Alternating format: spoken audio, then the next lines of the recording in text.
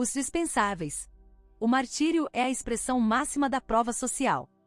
Depois de terminar o meu post Cavalheirismo versus Altruísmo, tive que parar por um momento para considerar o impacto de mulheres e crianças primeiro, MCP, como uma convenção social operativa. Mesmo antes do surgimento do imperativo feminino, esse protecionismo feminino estava em vigor, e tenho quase certeza de que isso foi resultado de nossa construção mental primária para proteger nossas famílias. A maioria dos animais de ordem superior evoluiu esse instinto, então não vejo isso como um pensamento estranho. No entanto, sendo os seres humanos uma espécie muito mais complexa, acho que a convenção social de MCP é um pouco mais profunda do que um protecionismo simplista. Na verdade, eu argumentaria que o protecionismo familiar é mais um argumento conveniente para as mulheres e homens simpatizantes, que preferem ver o sacrifício mortal dos homens em termos honoríficos do que a verdade muito mais feia. Olho por olho em sua forma mais crua, o mercado sexual de nossos primeiros ancestrais teria sido aquele em que a hipergamia feminina e a dominância alfa estariam mais ou menos em equilíbrio. Obviamente, os homens, sendo o sexo mais forte, teriam forçosamente colocado as mulheres em uma posição mais fraca nas primeiras encarnações do mercado sexual, mas também considere que os homens lutavam e matavam uns aos outros pelo acesso a esses direitos reprodutivos. Ou seja, os homens eram descartáveis. À medida que nossa espécie começou a se socializar, coletivizar e cooperar, nossas primeiras convenções sociais giravam em torno de promessas ambientais e sinais biológicos essenciais à sobrevivência de seus ancestrais mais ferozes. A forma mais antiga de proto-jogo teria sido uma troca sexual confusa. Não consegue descobrir como seduzir aquela mulher gostosa e caçadora da tribo? Salve há de ser rasgada membro a membro por um tigre dente de sabre, e ela retribuirá sua gratidão com as pernas abertas.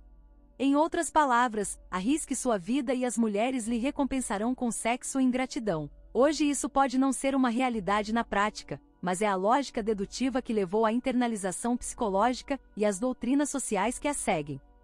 É um princípio lógico masculino dedutivo tão primitivo, que funcionou tão bem durante tanto tempo, que contingências sociais evoluíram para mitigá-lo e explorá-lo. Não acredita em mim? Prometa a uma menina jovem do Oriente Médio 70 virgens no céu e veja se ela vai amarrar explosivos a si mesma. O lado negativo disso é que os homens geralmente morrem tentando. Tudo isso me levou a pensar sobre o software psicológico que evoluiu para nossa espécie como resultado de adaptações ambientais do passado.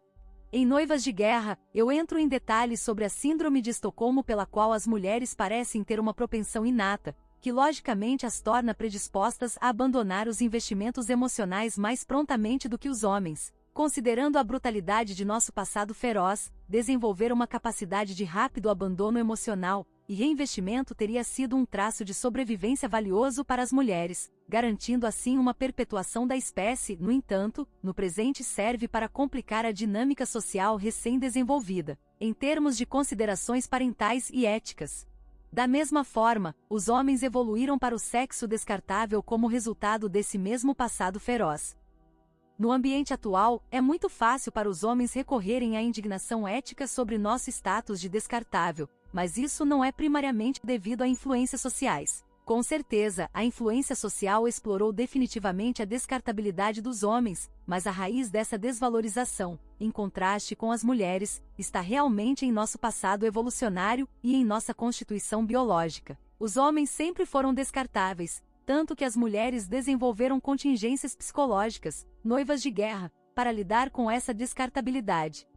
À medida que a socialização e a aculturação progrediram, o mesmo aconteceu com as justificativas sociais para a descartabilidade dos homens. Tornou-se honrado sacrificar-se ostensivamente por uma causa maior, mas subversivamente como meio de reconhecimento. O martírio é a expressão máxima da prova social.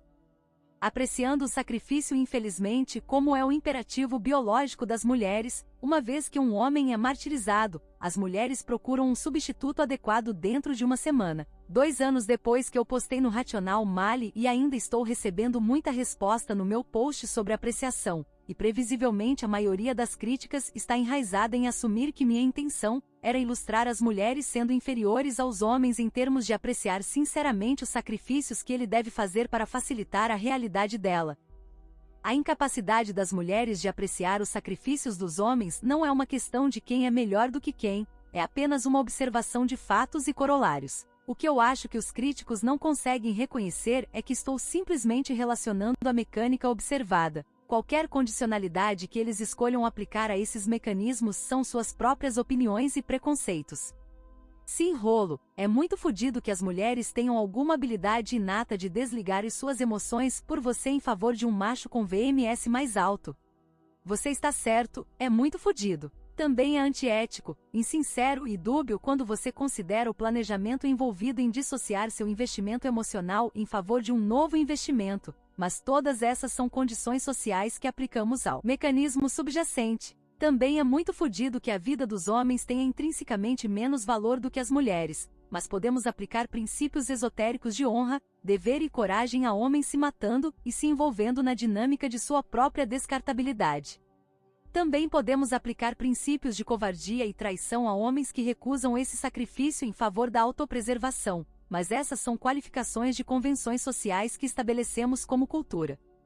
A biomecânica é o que ela é, independentemente da pintura social com que a colorimos. Não é que as mulheres não tenham uma capacidade intelectual para apreciar os sacrifícios dos homens, é que esta não é a sua predisposição psicológica evoluída. As construções sociais que lhe dizem esperar o sacrifício de um homem, que normalizam seu martírio, evoluíram para dissociar melhor seu próprio investimento em seus imperativos biológicos, ou seja, hipergamia.